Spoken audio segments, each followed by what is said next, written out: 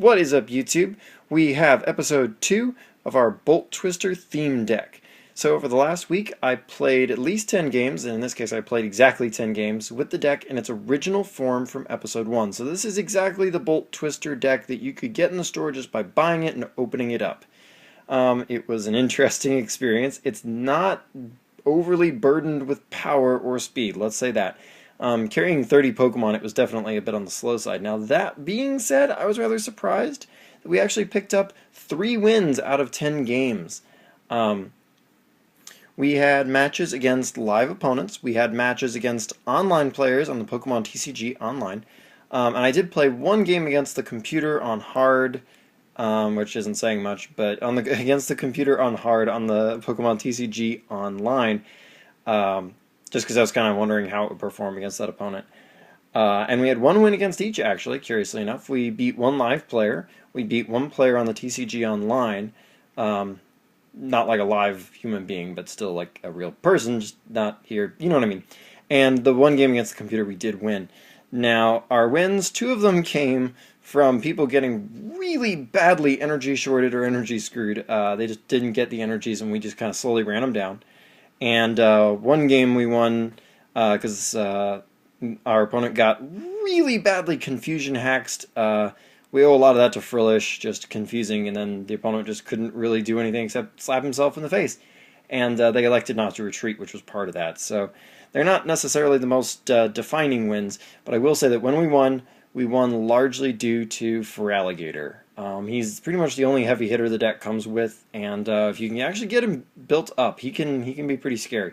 So that said, he is kind of the theme we're going to try to build around in the future here. But points where points are due, Galvantula did more work than I thought he would. So I'm glad he's going to be the star player of the deck. So that's cool. His Cobweb Trip is nice and inexpensive, and it does some cool things and puts opponents in difficult positions early in the game. So that's nice. And I will give one shout out. Our first opponent out of all 10 games was an online player, Craig Mack. I'm going to post your, I'm going to put your name right here. I don't know what your YouTube name is necessarily, but I got your name when I played you.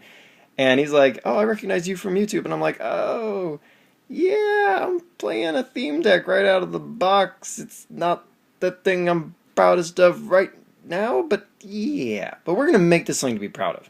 Anyway.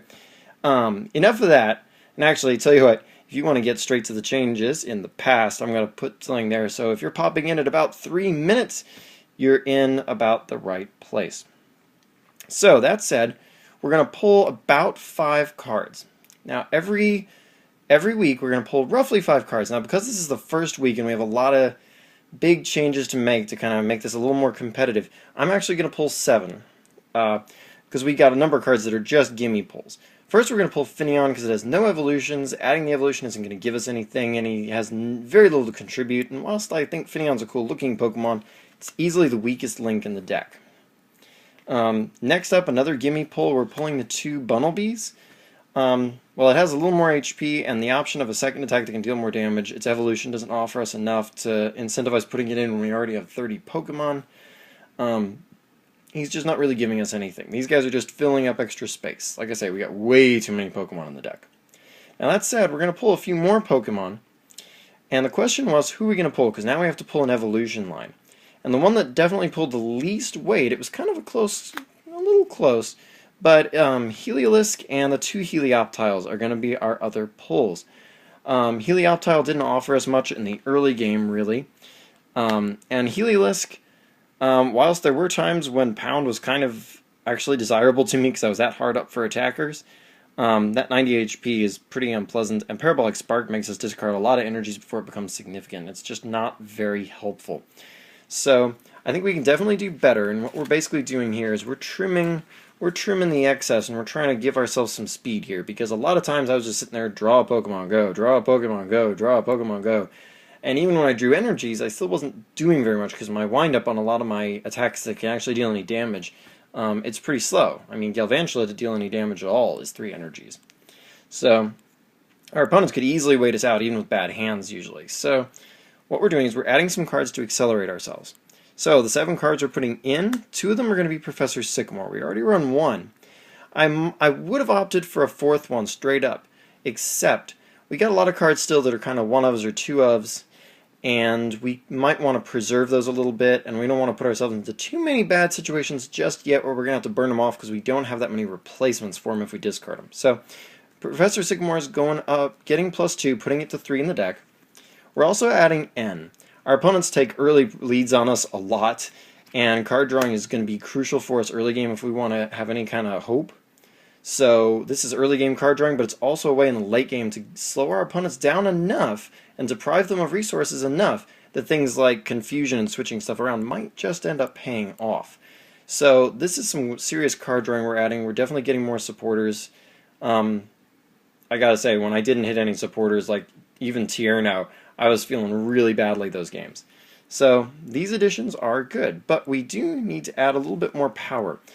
Even though we just went from 30 to 23 Pokemon, which is still probably too many, we do need to add in a couple of Pokemon because we don't have a lot of power. I mean, right now we can draw into Pokemon, but most of them don't do a lot of damage or anything.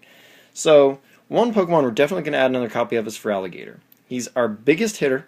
We've already got 3 Totodiles and 2 Croconaws, so we can support a second Feraligatr. But we just need his muscle, and he's basically our win condition right now. And when that one copy we have is prized, it hurts a lot. So this gives us better odds for drawing him, and prizing him is not going to be quite as much of an issue. Now, that said, I am adding one more Pokemon. And this one, I wanted a Pokemon who could be a little beefier, maybe be an attractive target for Pokemon Fan Club, somebody who could be another win condition that's not Feraligatr. Still fits our theme well, might be able to take advantage of, say, even Trick Coin if that's a direction we decide to go with this deck. And it might be a little unconventional, but I'm going to use Black Kyurem EX. This is literally the only version of the card I actually had available, guys. So there are much cheaper, easier to get versions of it. There's a promo. There's a really inexpensive printing from Legendary Treasures, I think it is. I mean, they're not too hard to come by. Or you can also get the Boundaries Crossed one.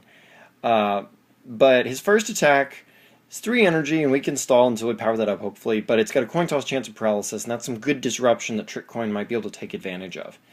And his other attack is 150, and while he can't attack on the next turn, and his retreat cost is 3, so it's not terrific right now, 150 is still a great way to just finish something off or put a lot of damage on an EX and set him up for a KO from somebody else if Black Kyurem EX is about to go down. I think if we play him correctly, this guy could be a valuable asset, and of course he fits our colors nicely too. There were some other close options like the Frozen Wings Kyurem EX, and there are other options like Manectric, but Manectric EX didn't necessarily have the guarantee of a lot of power like we really wanted. So, and Seismitoad and Mewtwo EX are other good choices, but I think this guy really fits the theme the best and does the most of what we want and are probably going to want for our future theme. We're trying to create some synergy here. So here are 7 additions for this week, and next week we're going to come back with episode 3, and we're going to make roughly 5 or so changes again, and we'll see if we can't sharpen this deck into something just a bit more competitive. So until next week, like, comment, subscribe to the channel, and check me out for more Pokemon content.